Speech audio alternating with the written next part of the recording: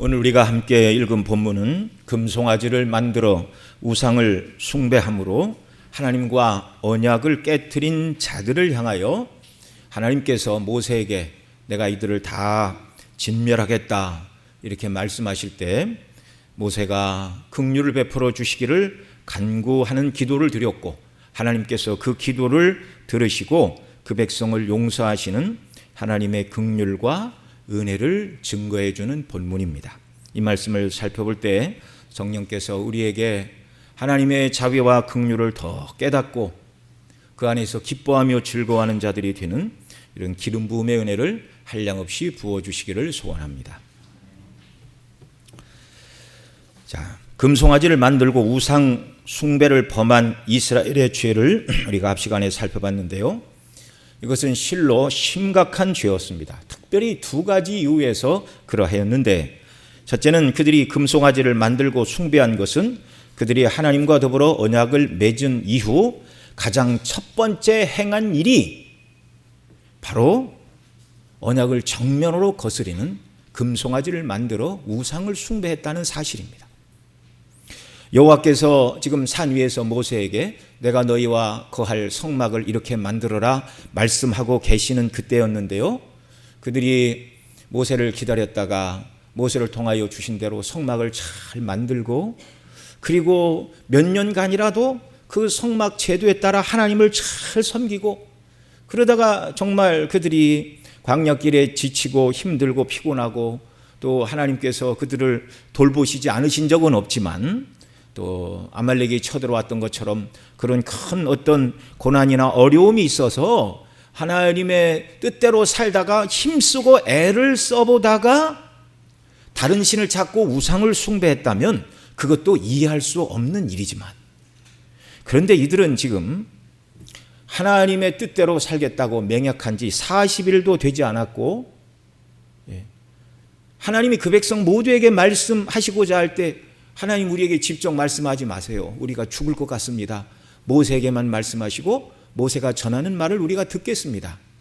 그렇게 해서 십계명 이후의 말씀은 하나님이 모세에게만 주셨잖아요.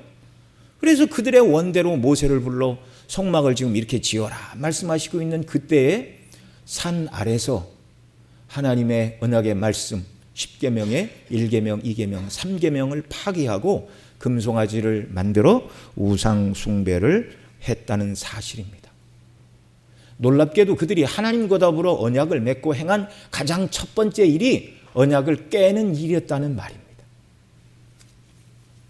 두 번째로 그들의 우상 숭배의 죄가 심각한 것은 그들이 출애굽기 19장에서 여호와께서 모세를 통하여 하신 말씀을 들었습니다. 하나님께서 모세를 중재자로 세우시고 너희가 내 뜻대로 행하면 나는 너희의 하나님이 될 것이고 너희는 내 백성이 될 것이다. 너희는 거룩한 나라가 되고 왕같은 제사장이 될 것이다. 나와 언약을 맺겠느냐? 이렇게 모세를 통하여 하나님이 물으셨을 때 그 백성이 뭐라고 그랬죠? 출애굽기 19장 5절에서 여호와의 명하신 대로 우리가 다 행하리이다. 그리고 지난주에도 말씀을 드린 것처럼 24장에서 언약을 체결할 때 두 번이나 율법을 낭독하자 여호와의 말씀을 우리가 준행하리이다. 그리고 이제 모세가 제단에 피를 뿌리고 언약서를 다시 읽자 또 그들이 우리가 여호와의 말씀대로 준행하리이다 이렇게 대답을 하자 나머지 절반의 피를 백성들에게 뿌리고 언약을 체결하는 그런 일들이 있었습니다. 불과 40일밖에 되지 않았어요. 자기들의 입으로 하나님의 뜻대로 순종하겠다라고 맹약을 해놓고 가장 첫 번째 행한 일이 신의를 저버리고 약속을 저버리고 이것은 심각한 언약 위반이며 계약의 파기였습니다. 이것은 범죄한 아담의 후손들은 절대로 율법을 지킴으로 구원을 받을 수 없다는 너무나 명백한 사실을 우리에게 다시금 보여주시는 말씀이에요. 그들이 언약을 체결하면서 여호와의 말씀을 우리가 준행하리이다라고 말했을 때의 그 마음은 진심이었을까요? 진심이 아니었을까요? 진심이었죠. 몇 프로 진심이었을까요? 100% 진심이었습니다. 그러나 사람의 진심은 40일도 가지 못하는 것입니다. 아담의 후손은 어느 누구 할 것 없이 스스로 율법을 지켜서 구원에 이를 자는 아무도 없습니다. 하나님께서 인류의 첫 조상인 아담과 행위 언약을 맺으셨는데 그 행위 언약도 에덴 동산에서 얼마 지나지 않아 깨어졌어요. 그 행위 언약의 내용은 무엇입니까? 선악을 알게 하는 나무의 실과를 먹지 말라는 것입니다. 따먹으면 정령 죽으리라. 그러나 먹지 않음으로 하나님과 생명의 교제가 유지가 되고 따먹으면 하나님의 생명의 교제가 끊어진다. 그게 무슨 말이죠? 죽는다 그 말입니다. 그래서 선악을 알게 하는 나무의 실과를 먹지 말라는 말씀에 순종하게 되면 그 하나님과 아담과의 행위 언약이 깨어지지 않는 한은 에덴에서 죽지 않고 고통 없이 하나님과 교제하며 행복한 낙원의 삶을, 영생의 삶을 누리도록 지음을 받았습니다. 그런데 뱀의 유혹을 받았어요. 유혹자 사단 마귀는 뱀에게 들어가 먹어도 죽지 않는다. 먹으면 너희 눈이 밝아 선악을 아는 일이 하나님과 같아진다라고 사람을 유혹했습니다. 유혹을 받고 나무를 보니 이제 그 나무가 어떻게 보였어요? 먹음직도 하고 보암직도 하고 지혜롭게 할 만큼 탐스러운 나무로 보였습니다. 그래서 선악을 아는 일에 하나님과 같아지려는 이 배역, 반역의 마음을 품고 금단의 열매인 선악과를 따먹고 타락하고 범죄하고 말았습니다. 그 범죄의 결과는 하나님이 말씀하신 대로 죽는 것이었습니다. 선악과를 따먹자 죄가 들어왔고 자신들이 하나님 앞에 죄인임을 깨닫자 두렵고 부끄러워 무화과 나무 잎으로 치마를 해입고 동산 숲을 가운데 하나님의 얼굴을 피하여 숨었습니다. 왜 그렇게 되었어요? 하나님과 생명의 관계가 끊어졌어요. 하나님의 얼굴을 배울 수가 없어요. 그날 아담과 하와는 영적으로 죽었습니다. 하나님과의 관계가 끊어졌고 아담은 그 후 930년 후에 몸이 흙으로 돌아가고 말았습니다. 행위 언약에 실패했을 때 하나님께서는 아담을 찾아오셨죠. 그리고 내가 너에게 말한 대로 내가 언약을 파기했으니 너의 영혼과 육체가 오늘 죽는다 그렇게 선언하시고 역사의 끝을 내셔도 하나님에게는 불의한 게 하나도 없으세요. 그런데 하나님은 언약을 파기한 그들에게 여자의 후손을 통한 구원을 말씀하십니다. 행위 언약이 깨어진 그 자리에서 하나님은 여자의 후손 곧 우리 주 예수 그리스도를 통한 구원, 은혜 언약을 그 자리에서 말씀을 해 주셨어요. 자, 이 놀라운 일이죠. 여러분, 하나님은 사람을 지으시고 그 사람이 하나님께 영광 돌리며 하나님과 사람이 더불어 살아가는 에덴을 지으셨습니다. 그래서 우리 계속 성막을 살펴보면서 에덴이 곧 천국의 상징이고 성막이 천국의 상징이라는 것을 여러 번 말씀을 드렸는데 사단의 개입으로 말미암아 사람이 범죄하고 하나님이 그 사람을 내치시고 역사의 끝을 내신다면 어떻게 보면 사단의 승리입니다. 그래서 하나님은 당신의 거룩하신 이름의 영광을 위하여 은혜 언약을 말씀해 주신 거예요. 하나님의 창조 세계에 사단이 들어와 모든 것을 흐트러뜨리고 하나님의 계획을 어그러뜨리려 하지만 공의대로 하면 어그러뜨리는 것이 맞지만 하나님은 다시금 은혜 언약 그리스도 안에서 택한 백성을 구원하심으로 말미암아 그들로 영광을 받으시고 그들과 더불어 살아가시려는 처음의 계획을 하나님이 계속 이루어 나가시는 거죠. 물론 인간이 범죄하자 하나님께서 계획을 수정하시고 은혜 언약을 말씀하시고 정말 예수님 통해서 구원하실 계획을 새로 세우신 것은 아닙니다. 이 모든 것은 전지전능하신 하나님이 창세 전에 계획하신 일이에요. 창세 전에 하나님께서 인간이 선악과를 따먹을 줄 아셨다고요? 모르셨다고요? 아셨다고요. 모르시면 하나님이 아닙니다. 왜요? 하나님은 전지전능하신 분이기 때문에. 자, 그러면 여러분 모세 시대에 하나님께서 시내산 언약 특별히 십계명을 주시고 그 뒤에 십계명의 시행 세책인 율례의 말씀대로 살아라. 그러면 나는 너희 하나님이 되고 너희는 내 백성이 될 것이다 라고 언약을 주셨는데 이 백성이 이걸 지키지 못함으로 말미암아 깨어지고 말았죠. 예. 그러면 여러분 이런 생각을 해볼 수가 있죠. 정말 하나님은 모세 시대의 백성들이 하나님이 주신 언약, 십계명과 그 율례의 말씀을 지키는 것을 조건으로 그들을 구원하시려고 시내산 언약을 맺으셨는가? 그렇습니까? 그렇지 않습니다. 시내산 언약, 다른 말로 옛 언약 또는 모세 언약이다 부르는 이 언약은 아담과 맺으신 행위 언약과 같은 인간의 순종을 조건으로 구원하신다는 언약이 아닙니다. 만약에 그렇다면 행위 언약을 하나님이 아담과 맺으셔서 실패하셨는데 모세 시대 그 백성과 다시 행위 언약을 맺으시는 거예요.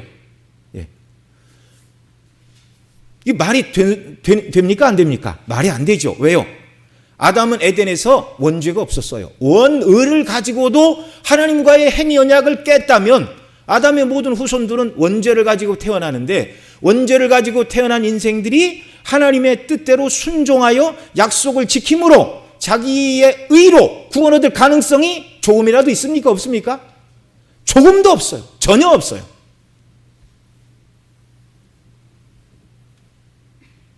이것을 너무나 잘 아시는 하나님께서는 시내산 언약을 맺으신 것은 그 백성이 율법을 다 지키는 것을 조건으로 구원해 주시겠다는 것이 아닙니다.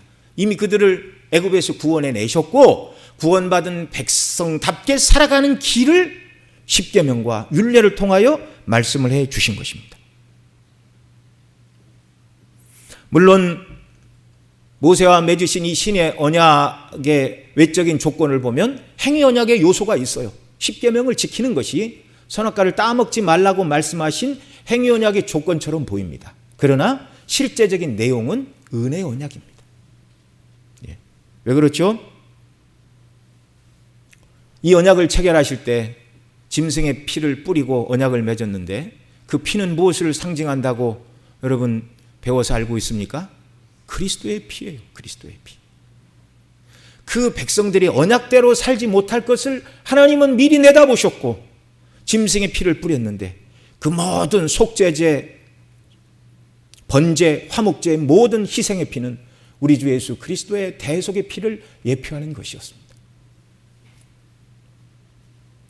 언약의 체결식을 통하여 언약을 어긴 자는 짐승이 피 흘려 죽은 것처럼 죽어야 된다 라는 것을 언약의 체결을 통하여 보여주셨지만 그러나 그 피는 우리의 피가 아니었습니다. 우리 구주 예수 그리스도의 피를 예표하는 대속의 피였습니다. 뿐만 아니라 하나님께서 언약을 주시면서 언약 백성인 너희와 내가 살 집을 만들라, 그것이 성막이었는데 그 성막을 지으라고 하신 규례를 통하여 우리는 몇 달 동안 살펴봤습니다. 성막의 모든 것이 다 그리스도를 예표하는 것이었고 특별히 죄인들이 하나님 앞에 나오는 것은 제사 제도를 통하여 하나님께 나아갈 수 있었는데 십계명과 그 율례를 깨트린 자들, 이들을 하나님이 용납하시는 비결이 무엇인가?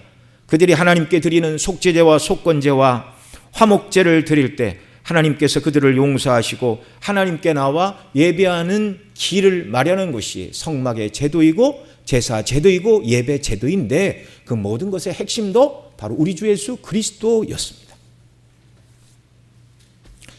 인간의 연약과 약함을 하나님께서 너무나 잘 아십니다. 너무나 잘 아십니다.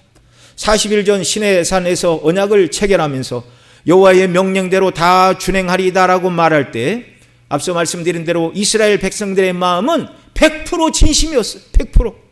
그 엄하고 두려우신 하나님 앞에서 죽음의 공포를 느끼며 누가 감히 거짓말로 언약대로 순종하겠습니다 이렇게 말할 자가 누가 있었겠습니까? 그러나 하나님은 40일이 되기 전에 그들이 언약을 파기할 줄도 알고 계셨습니다. 말씀대로 그것을 모르신다면 전지전능하신 하나님이 아니세요. 그러니 하나님께서는 아담과 행위 언약을 맺으실 때 이미 아담이 범죄하고 타락할 줄도 아셨고 노아 홍수 이후에 그의 후손들이 바벨탑을 쌓고 하나님을 대적할 줄도 아셨습니까? 모르셨습니까? 이미 아셨죠. 그걸 모르고 하나님께서는 자꾸 사람에게 기회를 주는데 사람에게 배신만 당하고 속기만 하시는 그런 무능하신 하나님이 아니세요. 여러분, 오늘도 우리가 주의 뜻대로 온전히 순종해야 되지만 온전히 순종하지 못하고 하나님 뜻대로 순종하겠습니다. 이번만 봐주시면 주의 뜻대로 순종하겠습니다. 이렇게 얘기를 하는데 하나님이 우리한테 거듭거듭 속으시는 게 아니에요. 인생의 연약함을 하나님이 너무나 잘 아십니다. 그럼에도 우리를 왜 용납하신다고요? 그리스도 안에서 은혜로 우리를 세워가실 하나님의 구원 계획, 그 계획을 이루시기 위하여 오늘도 우리에게 긍휼과 자비를 베푸시는 하늘 아버지이심을 믿으시기 바랍니다. 여러분, 베드로가 뭐라고 그랬습니까? 예수님이 오늘 밤 너희가 다 나를 버리리라 그렇게 말씀하시자 베드로는 내가 죽을지언정 주님을 부인하지 않겠나이다. 그러자 주님이 말씀하셨어요. 오늘 닭이 2번 울기 전에 내가 나를 3번 모른다고 부인하리라. 그런 일은 없습니다. 내 죽으면 죽었지. 베드로 모르십니까? 목숨을 걸고 주를 따르겠습니다. 아무리 인간적인 다짐을 하고 노력을 해도 스스로의 행위로 하나님 뜻에 순종할 수 없고 자신의 공로로 자기를 구원할 수 없는 전적으로 타락하고 부패한 것이 인생입니다. 베드로는 닭 우는 소리를 듣고 무너졌어요. 내가 죄인이구나. 장담한다고 아무것도 이룰 수가 없는 것이 인생입니다. 그런데 그런 죄인을 하나님께서는 구원하시기를 기뻐하신다는 것입니다. 여러분, 이게 하나님의 긍휼과 자비와 사랑과 은혜입니다. 아무리 하나님께서 눈을 씻고 저와 여러분에게서 구원해 줄 만한 공로나 선행이나 의가 있는가 아무리 눈을 씻고 찾아봐도 하나도 발견할 수가 없어요.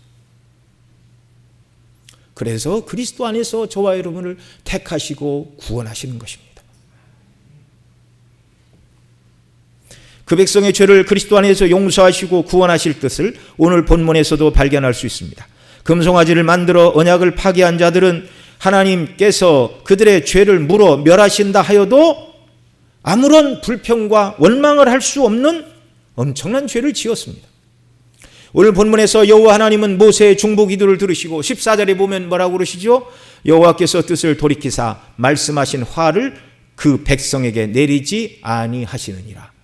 여러분, 이게 겉모습만 잘못 읽으면 하나님은 백성이 잘못했다고 노발대발 화를 내시고 죽이려고 하시는데 모세가 하나님 마음을 푸세요. 하나님도 생각하지 못했던 그 정말 용서라는 방법을 모세가 하나님을 잘 설득해서 하나님께 말씀을 드렸더니 하나님이 모세의 말을 들으시고 백성을 죽이지 않으셨다. 성경을 만약에 이렇게 읽는다면 그건 대단한 오해입니다. 오늘 본문에서는 행위 언약이 아닌 은혜로 그 백성을 구원하신다는 것을 어떻게 보여주시죠? 오늘 본문을 따라 살펴보겠습니다. 먼저 9절 10절 말씀 같이 봅니다.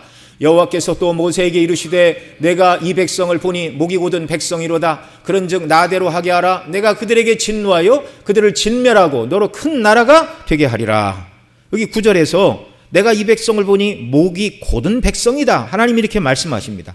목이 곧다라는 말은 마치 마차를 끄는 말이 주인이 앞으로 가라고 이렇게 길을 인도하는데 고집을 부르면서 고개를 좌우로 저으며 가지 않으려고 이렇게 뻗동대는 이 모습. 목이 곧다 이 말은 순종하지 않고 자기 고집대로 한다 그 말입니다. 그래서 10절에서 하나님 말씀하십니다. 그런즉 나대로 하게 하라. 내가 그들에게 진노하여 그들을 진멸하고 너로 큰 나라가 되게 하리라. 하나님이 이렇게 말씀하십니다. 너무너무 두려운 말씀이에요. 무슨 얘기입니까? 모세 너만 빼고 나머지 다 어떻게 하신다는 거예요? 죽이신다는 거예요. 그리고 너로 큰 나라가 되게 하여 가나안 땅을 너와 내 후손에게 주시겠다는 것입니다. 만일 여러분이 오늘 본문이 말하고 있는 그 현장 그 위치에 모세의 처지에 서 있었다면 여러분은 무엇이라고 대답하시겠습니까? 모세가 자신도 똑같은 죄인이요 소망이 없는 자이나 하나님의 은혜로만 인생이 구원받을 수 있다는 것을 그가 알지 못했다면 아마 모세는 이렇게 대답했을지도 모릅니다. 하나님, 저를 통해 큰 나라를 세워주신다니 감사합니다. 저도 불평하고 원망하고 틈만 나면 나에게 돌을 던지라는 이 백성 내가 지쳤습니다. 애굽에서 노예 생활한 자들을 구원해 주셨는데 하나님을 배반한 죄인들이니 하나님 뜻대로 하십시오. 이렇게 대답했을 수도 있죠. 그런데 하나님의 긍휼과 언약과 사랑을 깨달은 모세는 그렇게 말하지 않았습니다. 하나님의 성품에 호소하여 이 백성을 용서해 주시기를 간구하였습니다. 하나님의 언약과 하나님의 이름의 영광에 호소하며 긍휼을 베풀어 주시기를 간구하였습니다. 하나님께서 모세에게 내가 이 백성을 보니 목이 곧은 백성이로다. 그런즉 나로 하게 하라. 내가 그들에게 진노하여 그들을 진멸하고 너로 큰 나라가 되게 하리라. 이렇게 말씀하시는 것은요, 지금 모세에게 내가 이렇게 할 테니 네가 허락하라고 허락을 구하는 말씀이 아닙니다. 지금 하나님은요, 모세의 허락만 떨어지면 여호와께서 그 모든 백성을 다 진멸하고 모세 한 사람으로 큰 나라를 되게 하는 계획을 실행할 것이니 모세 네가 얼른 동의만 해라. 내가 계획한 일을 내가 허락하기만 하면 이루겠다. 그 말씀이 아니에요. 여러분, 모세가 뭔데 하나님이 모세의 허락을 요구하십니까? 하나님께서 이스라엘을 멸하시는 데 있어서 모세의 허락이 필요하신 분이 아니에요. 훗날 북이스라엘과 남유다가 아수르와 바벨론에 의하여 멸망했죠. 왜 그래요? 우상을 섬기고 하나님을 다 버렸어요. 선지자를 통하여 여러 번 경고하고 돌이키라 말씀하셨지만 그들이 끝내 돌이키지 않자 하나님은 북이스라엘은 아수르에 의하여, 남쪽 유다는 바벨론에 의하여 다 멸망하고 성전은 무너지고 백성은 포로로 끌려가도록 하나님이 그렇게 하셨습니다. 그때 하나님이 어느 누구의 허락을 받지 않으셨어요. 하나님께서는 창조하실 때도 사람과 의논하지 않으셨습니다. 아담이 범죄하고 타락할 것을 아셨을 때도 타락한 인생 중에서 누구를 구원하실지 사람과 의논하신 적이 없으십니다. 오직 삼위 하나님의 영원한 도모와 작정 속에서 하나님께서 홀로 이루시는 일이었습니다. 그러면 여기 모세에게 그런즉 나대로 하게 하라. 내가 그들을 진노하여 그들을 진멸하고 너로 큰 나라가 되게 하리라. 이렇게 말씀하시는 이유는 무엇이죠? 이 말씀은 하나님께서 모세를 지금 하나님과 그 백성 사이에 세우신 중보자의 역할을 감당하라는 말씀입니다. 모세는 하나님과 죄인 사이에 참된 중보자이신 예수 그리스도의 모형입니다. 하나님께서는 지금 금송아지를 만들어 언약을 파기함으로 죽어마땅한 죄인이 된 그 백성을 위해 중보자의 사명을 감당하라. 장차 우리 주님이 하실 일이었습니다. 하나님께서는 처음부터 모세를 중보자로 세우셨죠. 그의 출생은 유대인이던 아므람과 요게벳 사이에 태어났으나 사내 아이가 태어나면 나일강에 던지라는 바로의 명령을 인하여 강에 던져졌고 모세를 강에서 건져낸 바로의 공주의 양아들이 되어 성장하였습니다. 유대인으로 태어났지만 바로의 공주의 아들. 이게 두 세계를 잘 알고 있었어요. 모세는 나이 40이 되어 자신의 정체성을 찾고자 애굽에서 고통받는 백성을 위하여 무엇이라도 하려다가 애굽 사람을 쳐 죽이고 그 일이 탄로나 바로가 자기를 죽이려 한다는 것을 깨닫고 미디안 광야로 도망쳐야 했습니다. 유대인과 애굽 사이의 중재자가 되고자 했으나 실패한 경험이 있었습니다. 그런 모세를 하나님은 다시 부르시어 그런 중재자 말고 하나님과 그 백성 이스라엘 사이의 중보자로 하나님이 모세를 세우셨어요. 예수 그리스도의 모형입니다.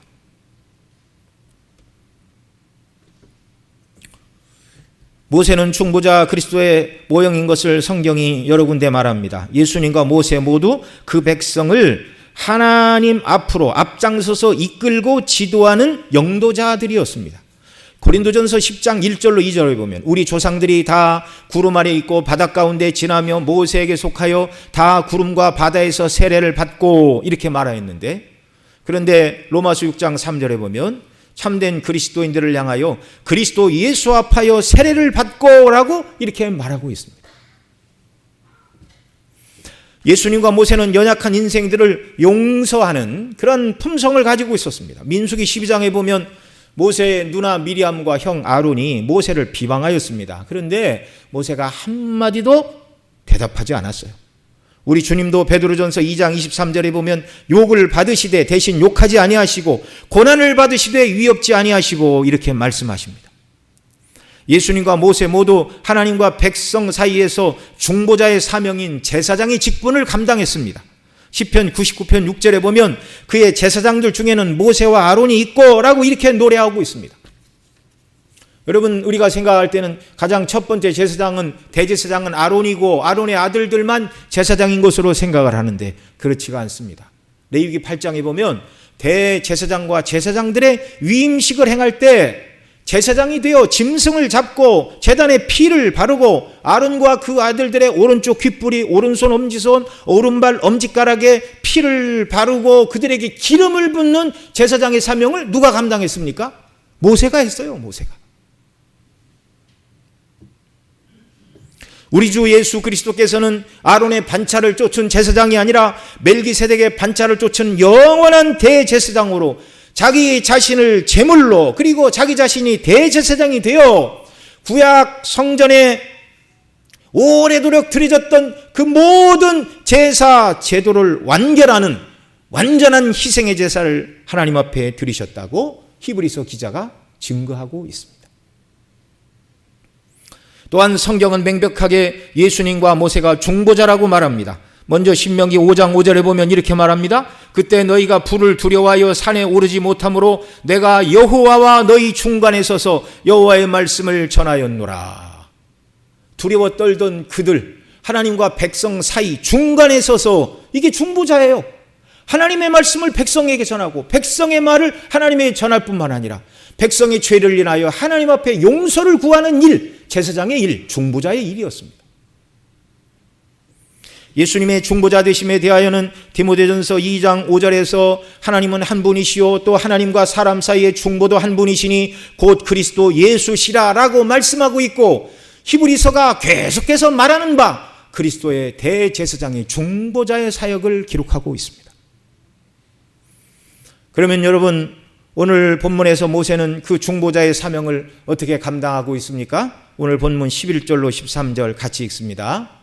모세가 그 하나님 여호와께 구하여 가로되 여호와여 어찌하여 애굽 땅에서 인도하여 내신 주의 백성에게 진노하시나이까? 어찌하여 애굽 사람으로 이르기를 여호와가 화를 내려 그 백성을 산에서 죽이고 짐에서 진멸하라고 인도하여 내었다 하게 하려 하시나이까? 주의 맹렬한 노를 그치시고 뜻을 돌이키사 주의 백성에게 이 화를 내리지 마옵소서. 주의 종 아브라함과 이삭과 이스라엘을 기억하소서. 주께서 주를 가리켜 그들에게 맹세하여 이르시기를 내가 너희 자손을 하늘의 별처럼 많게 하고 나의 허락한 이 온 땅을 너희 자손에게 주어 영원한 기업이 되게 하리라 하셨나이다.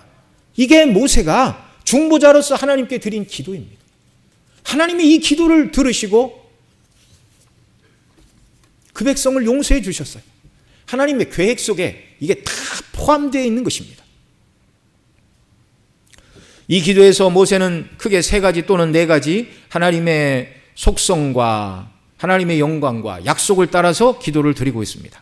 먼저 모세는 12절 하반절에 보면 주의 맹렬한 노를 그치시고 또 뜻을 돌이키사 주의 백성에게 이 화를 내리지 마옵소서라고 죄인을 불쌍히 여기는 하나님의 마음을 긍휼이라고 합니다. 그러니까 죄인에게 진노하지 마시고 하나님 긍휼을 베풀어 주세요. 지금 이렇게 기도하고 있어요. 주의 맹렬한 노를 그치시고 뜻을 돌이키사 주의 백성에게 화를 내리지 마옵소서. 여러분, 모세는 하나님이 어떤 분인가를 알았어요. 하나님이 어떤 분이라고요? 주의 맹렬한 노를 그치시고 뜻을 돌이키사 그의 백성에게 화를 내리지 않으시는 긍휼과 자비에 풍성하신 하나님이심을 모세가 알고 있습니다. 그래서 그 하나님의 성품에 호소하여 이렇게 기도하고 있는 거예요. 이해가 되시죠? 무슨 말씀인가? 예. 하나님의 성품과 뜻과 위배되는 기도를 들으면 하나님이 응답하십니까? 안 하십니까? 하실 수가 없어요. 여러분, 하나님은 전지전능하신 분이지만 못하시는 일도 있습니다. 그게 뭐죠? 거짓말을 못하세요. 그 다음에 자기 성품에 위배되는 일을 못하세요. 이해가 되시죠? 네.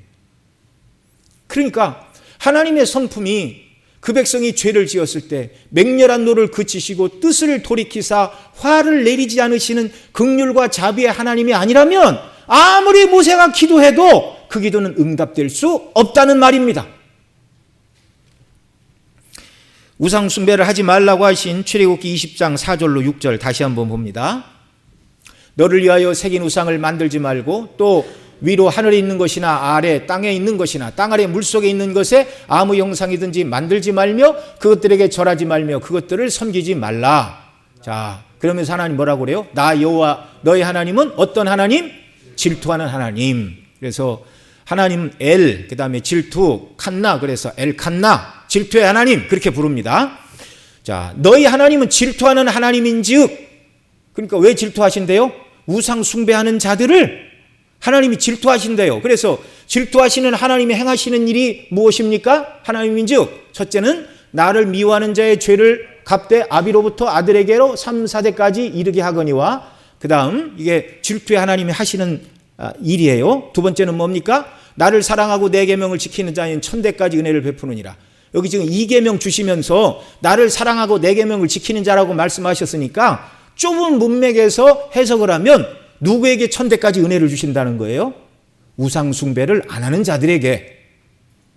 여러분, 이 말씀이 2계명 속에 포함되어 있다는 걸 잘 기억을 해야 돼요. 자, 우상 숭배하지 말라. 왜? 나는 질투하는 하나님이다. 질투하는 하나님 어떤 분이라고요? 철대 아비의 죄를 갚되 아들에게로 3, 4대로 갚는다.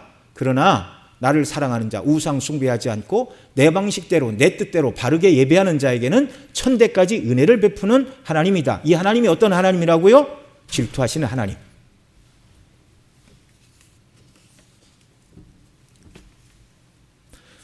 아비의 죄를 3, 4대까지 갚는다. 이 말은 이제 성경학자들이 이렇게 해석을 합니다. 당시 텐트 안에, 장막 안에 그들이 양떼를 치며 살았는데 적어도 3대 또는 4대가 한 장막에 살았다는 거예요. 그러니까 우상 숭배하게 되면 아들에게로 3, 4대까지 그 죄가 이르게 된다. 그 말은 아버지가 우상 숭배하는 걸 보면 아들이 본받고 그것을 손자가 본받고 그 죄에 대한 합당한 징계를 받게 된다. 그 말씀입니다.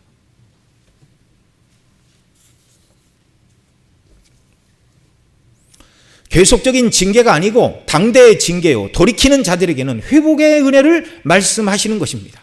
그러나 우상 숭배하지 않고 하나님을 사랑으로 섬기는 자들에게 주시는 은혜는 언제까지 주신다고요? 1000대까지. 1000대까지. 이것이 질투하시는 하나님, 엘칸나의 하나님의 속성입니다. 그런데 여러분, 이 질투라는 말은요, 나만 사랑하라는 말입니다. 독점적인 사랑을 원하시는 하나님의 마음입니다. 하나님이 이렇게 우리를 사랑하셨습니다. 그러니 너희도 나를 이렇게 사랑하라는 것이죠. 그런데 이 질투하는 하나님의 속성이 이 뒤에 출애굽기 34장 6절 7절에 기록되어 있습니다. 여기 출애굽기 34장은 제2계명을 어긴 자들 모세의 기도를 들으시고 하나님이 용서하신다 말씀하시고 모세를 불러 새로운 증거판, 그들이 언약을 깨트림으로 언약이 파괴되었음을 모세가 돌비를 깨트림으로 보여주었던 그 언약의 돌비를 하나님이 다시 주시면서 하신 말씀이에요. 2장 뒤에 있는 출애굽기 34장 6절 7절 같이 읽습니다. 시작.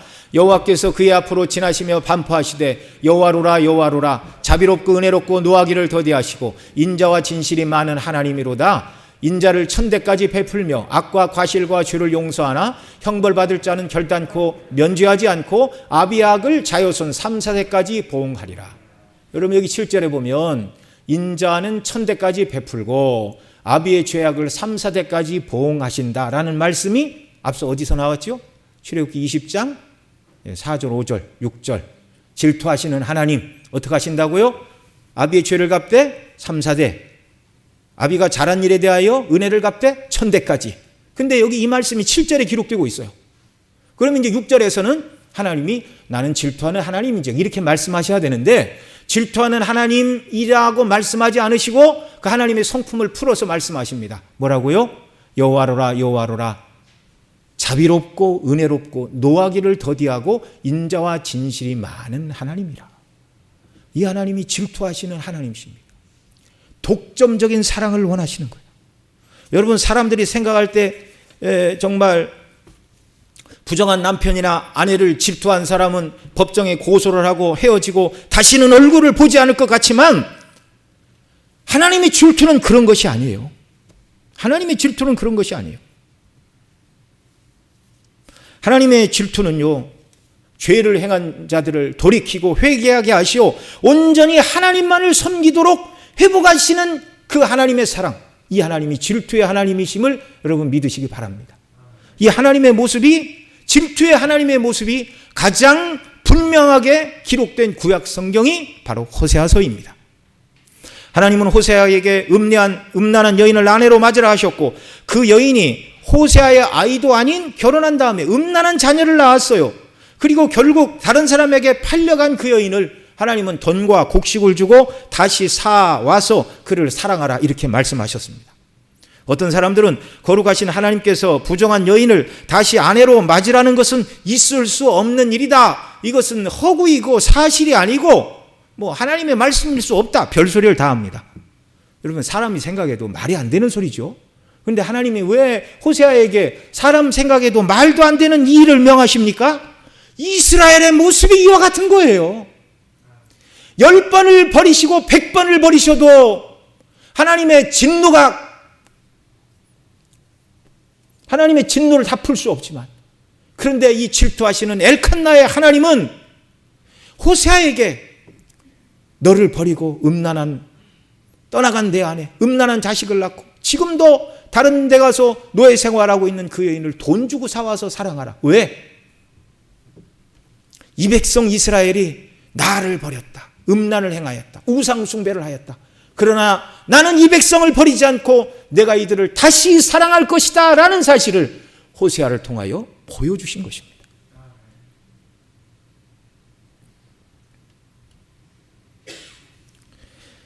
하나님을 떠나 우상 숭배한 이스라엘을 사랑하시는 하나님의 사랑을 구약에서 너무나 아름답게 보여주고 있어요. 그리스도 예수 안에서 저와 여러분이 받은 사랑입니다. 여러분, 하나님께서 공의 눈으로 저와 여러분을 보신다면 구원해 주실 만한 아무런 자격이나 조건이 없어요. 이런 저와 여러분을 위해서 하나님은 아들을 내어주셨습니다.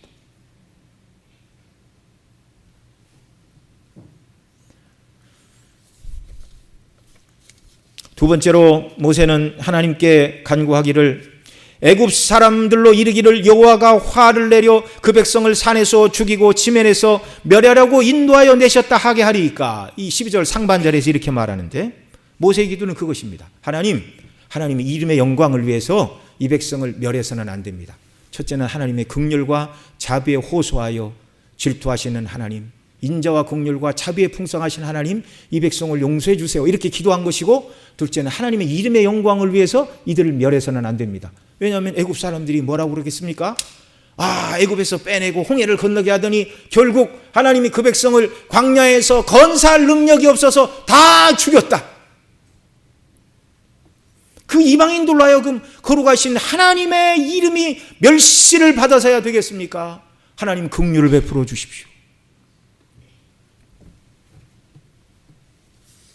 그리고 세 번째 모세의 기도는 무엇이었습니까? 13절에 주의 종 아브라함과 이삭과 이스라엘을 기억하소서. 주께서 주를 가리켜 그들에게 맹세하여 이르시기를 내가 너희 자손을 하늘의 별처럼 많게 하고 나의 허락한 이 온 땅을 너희 자손에게 주어 영영한 기업이 되게 하리라 하셨나이다 라고 아브라함과 이삭과 야곱으로 더불어 맺으신 그 언약을 기억하소서. 여러분, 하나님께서는요, 하나님의 말씀 붙들고 기도할 때 하나님은 응답하시는 줄 믿으시기 바랍니다. 입에서 한번 내신 말씀대로 하시는 거예요. 하나님께서 아브라함에게 약속하신 이 약속을 지키시려고 저를 통하여 애굽에서 이 백성을 인도해 내셨고 지금 여기까지 인도해 내셨는데, 하나님 여기서 죽이신다면 아브라함과 이삭과 야곱과 더불어 맹세하신 그 언약은 어떻게 되겠습니까? 하나님의 입에서 말씀하신 언약대로 이루어 주옵소서. 하나님께서 원하시고 뜻하시는 바른 기도를 모세가 드렸습니다.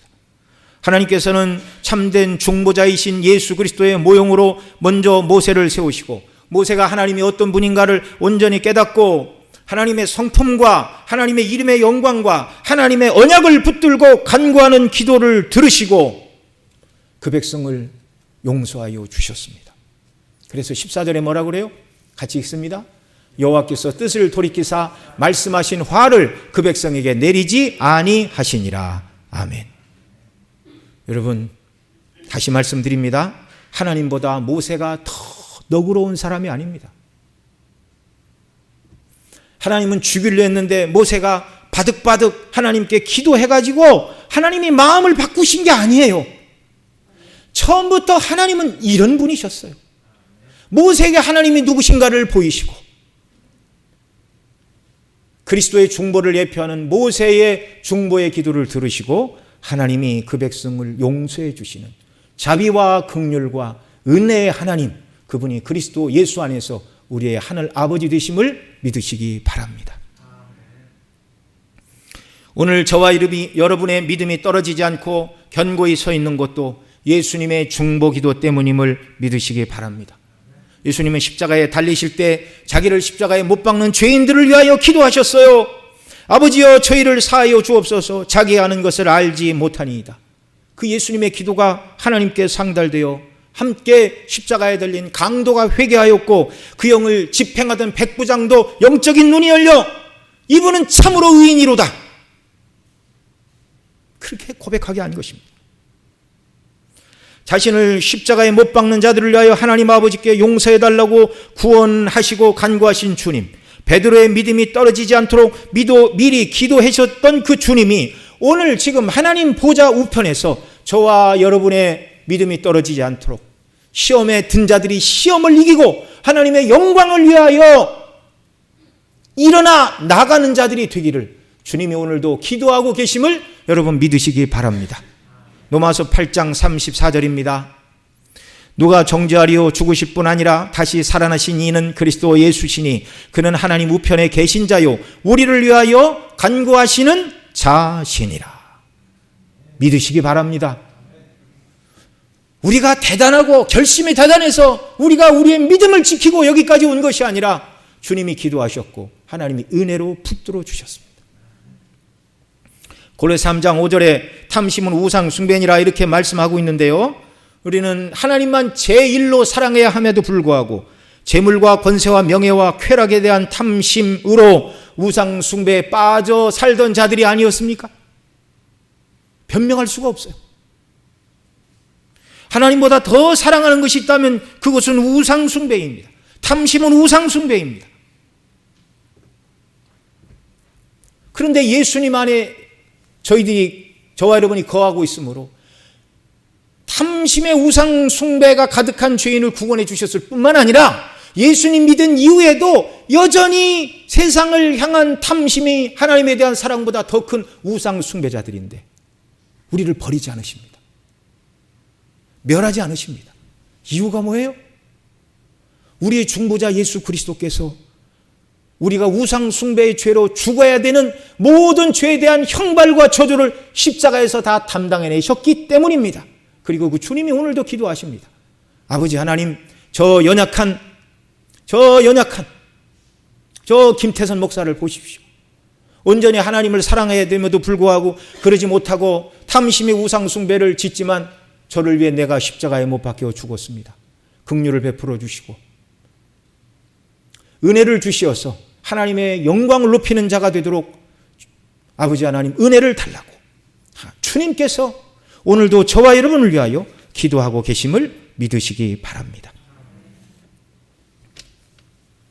예수님의 이 놀라운 대속의 은혜와 사랑 때문에 탐심의 우상 숭배의 죄 가운데 거하는 저와 여러분이 버림을 받지 않습니다. 이 놀라운 은혜와 사랑을 입은 저와 여러분은 어떻게 살아야 되겠습니까? 이제 우리는 하나님의 징계 때문이 아니라 우리를 사랑하시는 그 사랑을 인하여 하나님보다 더 사랑하는 우상을 버려야 됩니다. 여러분, 우리가 하나님만 사랑하지 않고 우상을 사랑하면 하나님은 어떻게 하신다고요? 징계하신다. 히브리 12장에 말하죠. 징계가 없으면 사생자라, 내 아들이 아니라 그 말입니다. 그러나 사랑하는 아들로 받으시고 구원하신 자녀가 하나님보다 다른 것을 더 사랑하는 우상 숭배에 빠질 때 하나님은 여기에 돌이키시고 하나님만 사랑하고 하나님이 주시는 은혜와 사랑과 복락을 누리며 살아가는 자가 되게 하시려고 징계하신다 그 말입니다. 그러나 우리는 징계가 무서워서 죄를 버려야 되는 자들이 아니라 하나님의 사랑과 은혜 때문에 죄를 버려야 되는 줄 믿습니다. 앞서 말씀드린 대로 구약의 호세아서를 통하여 보여주셨듯이 가늠한 여인을 사랑하라고 하신 그것은 우상 숭배에 찌들려 있는 저와 여러분을 사랑하사 아들을 내어주시고 우리를 구원하실 그리스도의 대속의 예표의 모습이었습니다. 성령께서 우리의 구원자요 지금도 우리를 위해 중보 기도하시는 예수 그리스도의 그 놀라운 사역과 아름다움과 그 사랑을 온전히 깨달아 아는 영적인 눈을 열어주시고 은혜를 한량없이 더하여 주시기를 바랍니다. 그럴 때 저와 여러분이 죄를 버리고 우상을 버리고 하나님만을 사랑하며 살아가게 되는 줄로 믿습니다. 또한 하나님은 우리가 우상을 버릴 때 조금도 손해보지 않게 하시는 분이심을 믿으시기 바랍니다. 지난 금요일에도 우리가 공부하고 있는 돌아온 배역자 책을 함께 읽으면서 살펴본 것처럼 우상을 숭배하던 에브라임이 모든 우상을 다 내어버리고 내가 우상과 무슨 상관이 있으리오라고 말할 때 여호와 하나님께서는 이렇게 말씀하십니다. 내가 저를 돌아보아 대답하기를 나는 푸른 잣나무 같으리니 내가 나로 말미암아 열매를 얻으리라. 여러분, 우상을 섬기는 건 뭐예요? 우상이 주는 기쁨과 유익 때문에 우상을 섬기는데 우상을 다 내어버리고 하나님만 섬길 때 하나님은 우상이 줄 것처럼 말했던 모든 유익과 좋은 것보다 더 넘치도록 하나님은 우리에게 채워주시는 분이라고 약속해 주셨습니다. 그러니 우상을 버려야 됩니다. 하나님을 온전히 사랑하는 자들에게 주시는 참된 마음의 평강. 어떤 분이 그러대요. 돈으로 편리함을 살 수 있지만 돈으로 평강은 살 수 없다. 평강은 하나님만 주십니다. 하나님 뜻대로 순종하고 사랑하는 자들에게만 주시는 것이 마음의 평강입니다. 그리고 구원의 확신을 주시고 하늘의 소망으로 충만케 하시고 우리 삶에 필요한 오늘의 일용할 양식도 주께서 채우심을 믿으시기 바랍니다. 끝으로 우리도 하나님과 이스라엘 백성 사이에 중보자로 섬긴 모세와 같이 그리고 하나님과 우리 사이에 참된 중보자이신 예수 그리스도를 닮아서 연약한 자들을 위해서 기도하는 사람들이 되어야 하겠습니다. 여러분, 우리가 다른 사람을 위하여 기도하는 것을 뭐라고 그러죠? 중보기도라고 하면 안 돼요. 중보자는 예수 그리스도 한 사람밖에 없습니다. 중보기도는 누구만 드리신다고요? 예수님만 드리신다고. 우리는 남을 위한 기도 또는 도구 이렇게 표현합니다. 중보적 기도 이렇게까지는 쓸 수 있어요. 그러나 우리는 중보 기도를 드릴 수 없어요. 우리는 중보자가 아닙니다. 중보자는 예수 그리스도밖에 없어요. 여러분, 모세가 자기와 똑같은 백성들의 연약을 안고 하나님께 기도하셨고 예수님이 우리와 같은 몸을 입고 이 땅에 오셔서 인생이 얼마나 연약한가를 친히 체휼하시고 오늘도 하나님 보좌 우편에서 우리를 위하여 중보하고 계심을 믿으시기 바랍니다. 그 주님을 저와 여러분이 닮기를 바랍니다. 어떤 분은 차를 타고 가다가 갑자기 교통사고를 만났어요. 몇 달 후에 깨어나 보니 몸을 움직일 수가 없어요. 여러분, 그때 이런 사람들이 당하는 마음, 그 현실을 받아들일 수 있을까요? 와, 세상에 억울하기도 내가 도대체 무슨 잘못을 했는데 뒤에 차가 들이받아서 내가 몇 달간 이렇게 깨어나지도 못하고 의식불명에 있다가 깨어났는데 몸을 움직이지도 못하는 이런 형편과 처지에, 그런 형편과 처지에 계신 분을 한번 생각을 해 보십시오. 만약에 우리가 그렇다면 그런 분을 위해서 우리가 얼마나 중보하며 하나님 앞에 기도해야 되겠습니까?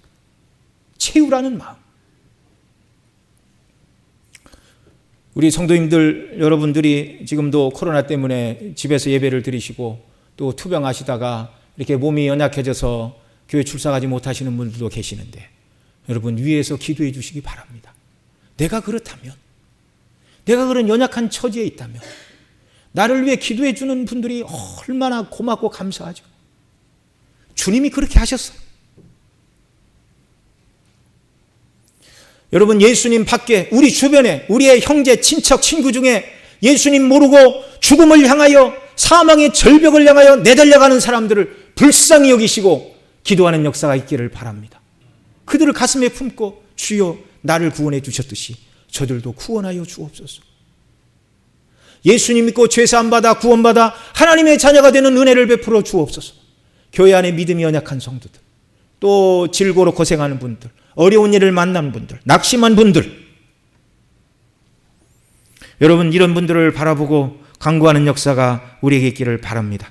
디모데전서 2장 1절에 보면 그러므로 내가 첫째로 권하노니 모든 사람을 위하여 간구와 기도와 도고로 감사하되라고 말씀하시는데, 여기 도고가 헬라어로 엔투세익스라는 말인데, 이 말은 다른 사람을 위한 임금 앞에 청원이나 애원이라는 뜻을 가지고 있습니다. 우리가 정말 하나님 앞에 나 자신의 문제뿐만 아니라 연약한 분들, 구원받아야 될 분들, 질고 가운데 있는 분들, 또 시험 가운데 있는 분들, 이런 분들을 마음에 품고 그들을 위하여 하나님 앞에 기도하는 기도의 사람들이 되시기를 간절히 소원합니다. 기도하시겠습니다. 사랑하시는 아버지 하나님, 하나님 앞에 감히 설 수 없는 죄인 괴수들을 긍휼히 여기시고 예수님의 대속의 피로 우리 죄를 사하시고 우리를 받으시고 자녀 삼으시고 천국의 후사로 세워주시니 너무나 감사합니다. 중보자 우리 주 예수 그리스도가 없었다면 우리는 주 앞에 아무도 설 수가 없습니다. 당시 이스라엘 백성들이 하나님의 진노와 멸망의 목전에 있었을 때 모세가 그들을 위하여 기도하고 그들이 멸망을 당하지 않은 것은 그리스도 안에서 우리에게 베푸실 하나님의 놀라운 구속의 은혜의 예표인데, 참된 중보자 그리스도 안에서 우리에게 이와 같은 은혜를 베풀어 주시니 너무나 감사를 드립니다. 하나님 아버지, 우리를 위하여 기도하시는 주님 때문에 오늘도 우리가 믿음 안에 견고히 서 있을 수 있다는 사실을 고백합니다. 연약한 분들, 그리스도 밖에 있는 분들, 정말 심령이 연약하고 육체의 질고로 고통받는 분들을 위해서 우리가 기도하게 하여 주시고 예수님의 마음을 품고 주 앞에 나가는 저희들 되게 하여 주옵소서. 우리 구주 예수님의 이름으로 기도드리옵나이다. 아멘.